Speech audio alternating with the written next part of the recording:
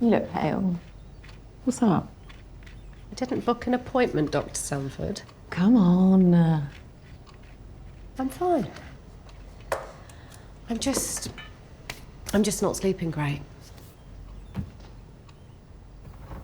So here's one for you. Can insomnia run in families?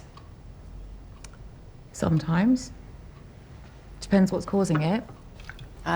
Stress, probably.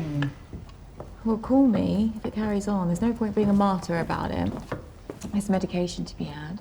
Hello, Vicky. How are you? I'm good, thank you. It's very nice to have you on the show. I have to say, looking at you, I'm still slightly nervous that you're going to interrogate me in a really kind of aggressive style. Not today, day off.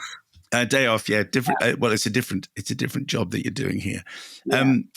Insomnia is it's a new 6-part series. Tell us. Can I ask you about being executive producer first? Can I ask you, like, how this came into your world? Yeah. So basically, a couple of years ago, 3-4 years ago now, myself and my husband Johnny Owen decided to set up our own production company called Build Your Own Films, with a view to, being able to give people work and use the sort of address book that we've got, the contacts that we've made, the ideas that we've got. Me and Johnny met on a film that he'd actually written. So we've been in the industry a while now, and it just felt like the right time to try and set up and do it for ourselves and try and give people opportunities that we know predominantly won't be getting those kind of opportunities because of where they live or because of the lack of experience that they've had or whatever it may be. We're both from working class backgrounds, and we have a lot of passion about making sure those values are still, there within the industry, behind the camera and in front of the camera. And so that's kind of where it came. And then, it makes sense that if I'm on a production that I want to get involved in with the scripting and, the crewing up and the casting and just the general running of, that we involve Build Your Own. And so we work in association with these productions, and then effectively I exec, because I'm on set every day.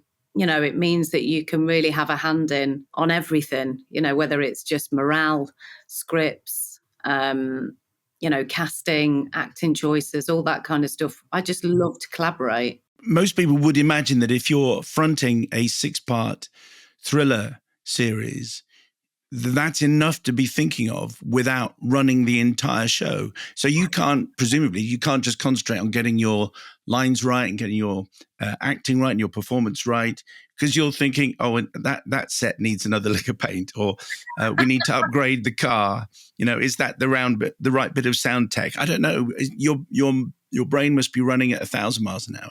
Look, I'll be honest, there's a lot of other execs on the show. There's a brilliant producer, there's brilliant crew members, there's people that are, doing incredible hard work all day, every day, busting a gut to make sure the show is, the best it can be and everyone's having the best experience they can. It doesn't land on my shoulders, just on mine alone. But, I'm a good multitasker.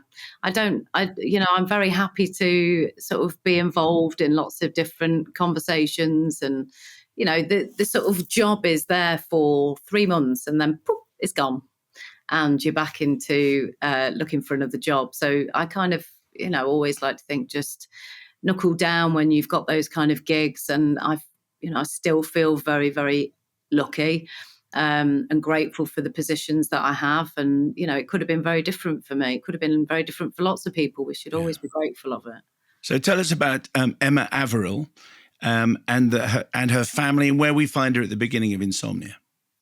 So we find her pretty content. She's a lawyer. She's got the opportunity to be a part of the firm and sort of, take on that role of owning, being part of the partnership. That's a big deal for her. She's the sort of main breadwinner of the family. She's been with her husband, Rob, since they were sort of teenagers. So that's a very loving relationship. She's got 2 kids, big old age gap. Her eldest is 18, Chloe, and then she's got Will, who's 6. And all in all, she seems like she's got a pretty good life.